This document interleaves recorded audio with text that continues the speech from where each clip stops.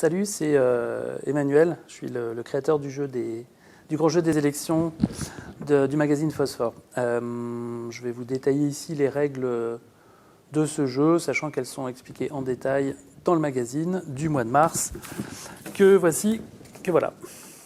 Donc voilà, le jeu est à l'intérieur de ce magazine et les règles sont écrites. Mais pour certains, c'est plus simple de les expliquer par oral. Ce que je vais essayer de faire dans cette vidéo. Donc le but du jeu, c'est d'être élu ou désigné maire à la fin de la partie. Et pour ça, les joueurs, on peut y jouer de 2 à 5 joueurs. Les joueurs vont s'affronter en fait avec des cartes, kits de campagne, pour récupérer des voix. Les voix, c'est ce que vous devez conquérir à chaque tour. Vous allez les remplacer chez vous avec des allumettes, des trombones ou des pâtes ou des haricots, comme vous voulez. Vous vous retrouvez au début du jeu avec un tas de voix qui s'appelle la réserve de voix, avec des trombones, ce que je vous ai dit, et puis 4 paquets de cartes distinctes. Une partie se déroule toujours autour d'une ville, d'une carte scénario. Donc vous choisissez au hasard dans votre paquet de cartes scénario, soit vous choisissez la carte qui vous plaît, ou alors vous la tirez au sort. C'est cette ville qu'il va falloir conquérir en fin de partie, lors de l'élection. Et donc, vous allez mettre sur le côté de la table la carte choisie, par exemple Utopia. Voilà, vous la prenez. Et vous mettez 12 voix dessus, pris dans la réserve de voix. Donc vous prenez 12 petits haricots, 12 petits trombones, et vous les mettez dessus. Ensuite, vous allez choisir votre parti politique, en fait vos thèmes politiques. Donc vous prenez ce paquet-là, et le joueur le plus jeune commence à choisir, va choisir dans ce jeu une carte... Le parti qui lui plaît. Donc c'est soit un côté, soit l'autre. Elles sont faites en recto verso exprès. Vous ne jouez pas avec ces deux côtés, vous en prenez juste une. Donc voilà, moi je vais prendre la vie citoyenne et je le pose devant moi. C'est mon premier alignement politique. Je vais ensuite passer le paquet à mon voisin de gauche qui va faire la même chose. On fait comme ça jusqu'au bout, en fait, jusqu'à temps que tous les joueurs aient eu une carte grise. Ensuite, le dernier joueur à s'être servi se resserre immédiatement. Donc le dernier joueur reprend une deuxième carte, il repasse le paquet de cartes à son voisin de droite qui choisit un deuxième thème politique. Le troisième joueur fait pareil, etc. À la fin de ce tour, à la fin de cette installation, vous avez donc devant vous 2 cartes comme ça. C'est une phase sympa où chacun peut choisir d'incarner en fait l'homme ou la femme politique de vos rêves ou de vos cauchemars d'ailleurs. Pour finir l'installation, une fois que vous avez la ville sur laquelle les joueurs vont s'affronter, une fois que vous avez vos thèmes politiques, chacun va se munir de son kit de campagne. Le kit de campagne, le voici. Il est composé de 7 cartes, chacun a les mêmes, d'accord, en jeu. Elles ont tout un petit numéro qu'on verra plus tard, et puis un petit symbole en bas qu'on verra plus tard aussi. Une fois que chacun a son kit de campagne, donc 7 cartes, vous prenez l'autre paquet de kits de campagne, ce sont les cartes de campagne spéciales. Il n'y en a que 6 dans le jeu. Chacun en prend une au hasard. C'est important. Elles sont marquées en rouge. Et voilà. Et chaque joueur, normalement, a maintenant 8 cartes en main. Donc si je résume bien, vous avez une carte scénario, vous avez 2 cartes parti politique, et vous avez 8 cartes kit de campagne en main.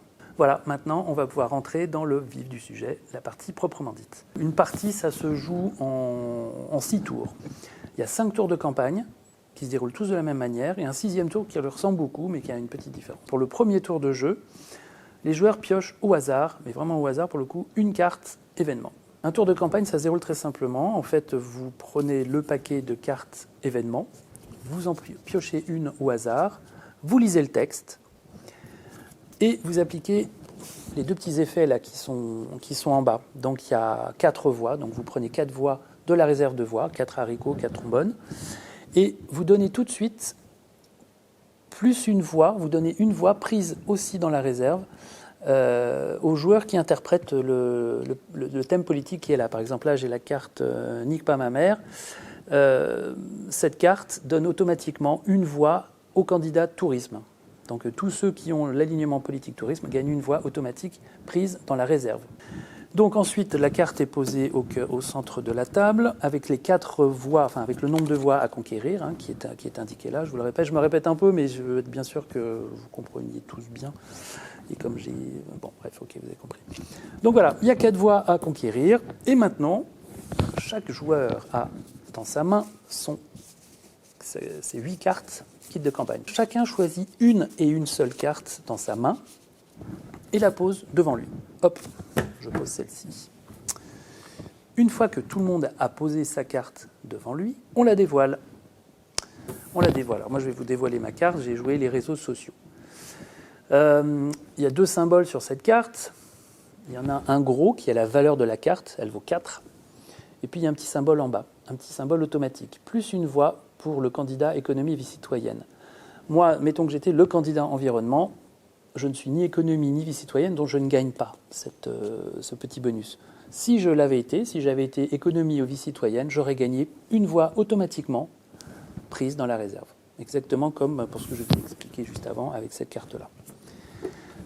Une fois que tout le monde a pris sa voix automatique ou pas, on résout le combat. Donc, c'est quoi un combat ? Le combat, c'est simple. Vous voyez, là, il y a marqué 4. Là, il y a marqué 0.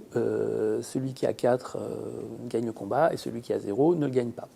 Après, dans les faits, c'est un tout petit peu plus compliqué que ça parce que les cartes ont des interactions entre elles. Donc voilà, je ne vais pas vous expliquer chacune de ces interactions. Vous êtes suffisamment joueur, je pense, pour comprendre, pour appliquer ce qui a marqué sur les cartes au moment où vous résolvez le combat. Une fois que vous avez fait tout ça, vous regardez qui est le vainqueur du tour. Si c'est moi, si j'ai mis 4 et que les autres ont mis 1, 2, 3, ils ont perdu, j'ai gagné et je remporte le stock de voix qui était mis en jeu lors du début du tour. Ces voix, je les mets avec moi et elles vont me servir plus tard, vous comprendrez comment. En cas d'égalité, mettons qu'on ait été 2 à jouer des réseaux sociaux, on se partage le stock de voix. Il y avait 4 voix, voilà. Si on est 2 à gagner, on a chacun 2 voix. Mettons qu'un 3e joueur ait eu une valeur et joué un réseau social lui aussi. Dans ce cas, on se partage toujours le stock de voix, sachant qu'il n'y en a que 4 et qu'on est 3, ça ne se divise pas, vous n'allez pas couper des trombones en 2.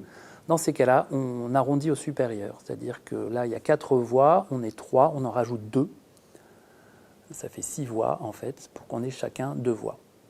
J'espère que je suis bien clair. On arrondit toujours au supérieur le nombre qui est là quand il s'agit de partager les voix. Une fois qu'une carte de campagne a été jouée, elle est défaussée, elle ne servira plus. C'était le premier tour, le 2e tour, c'est la même chose, le 3e, c'est pareil, le 4e, c'est pareil, le 5e aussi. Le 6e et dernier tour, c'est celui de l'élection. Là, c'est la même chose, globalement, c'est le même principe.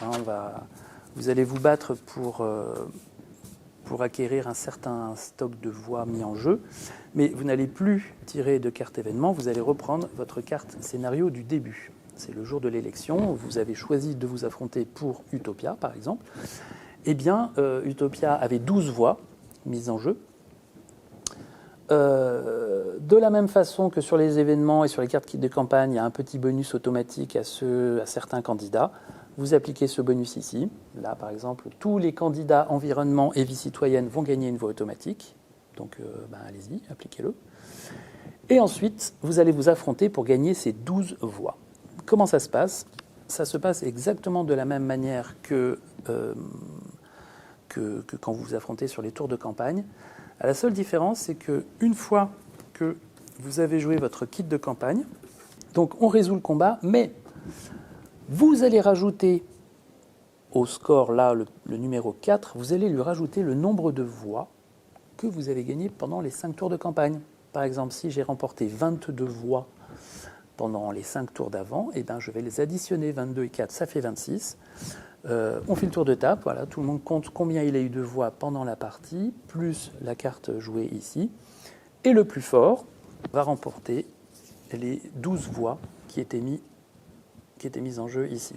Donc de la même façon, s'il y a encore une égalité, vous partagez ce stock de voix là. De la même façon, s'il y a une égalité sur un chiffre qui est impair, par exemple, vous arrondissez au supérieur, pris dans la réserve de trombones, de haricots ou d'allumettes. Normalement, si vous êtes 2 joueurs, c'est la fin du jeu. Celui qui a obtenu le plus de voix, donc a remporté ces 12 voix ici, il additionne les 12 voix, il additionne les 12 voix au stock qu'il avait, et celui des 2 qui a le plus grand score est élu maire. Si vous êtes 3, 4 ou 5, il reste une dernière étape qui va être celle de la désignation du maire.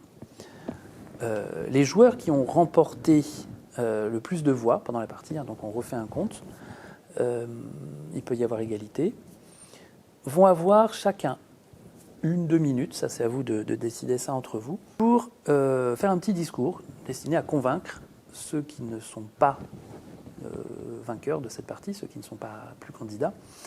Et il va falloir faire un petit discours autour de vos thèmes politiques. Donc là, par exemple, si j'étais environnement et tourisme, donc voilà, il y a un petit laïus sur chaque côté, donc vous vous concentrez pendant un petit moment, et après, top chrono, voilà, vous avez 1 ou 2 minutes pour tenter de convaincre les autres de vous donner leur voix, afin que vous soyez désigné maire. Tous les joueurs, ceux qui font ça, on est bien d'accord, c'est c'est le premier et le deuxième qui ont le plus de voix, qui ont récolté le plus de voix pendant la partie.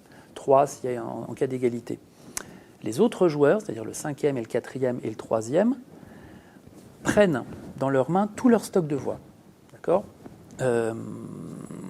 Voilà, ils ont écouté les candidats à la mairie, ils les ont écoutés parler. Et puis on va compter jusqu'à 3. On tend son poing vers le candidat à qui on a envie de donner ses voix. Et une fois qu'on a fait cette phase-là, et bien là, on refait les comptes une dernière fois et celui qui a le plus de voix est désigné maire et gagne la partie. Petite nuance aussi, on peut, au moment de donner ses voix à l'un ou l'autre des candidats, on peut choisir de mettre le poing en l'air, comme ça pour rester dans le cadre, et c'est un vote blanc. C'est-à-dire que les voix ici, on ne veut pas les donner, on n'a pas été convaincu par les discours des candidats. Voilà, si j'espère avoir été clair, normalement entre cette explication et celle qui est dans le magazine, tout va bien. Après, si vous avez des questions, vous pouvez écrire à l'adresse suivante, phosphore@bayard-presse.com. Vous posez votre question et on vous répondra. Voilà, amusez-vous bien. Merci.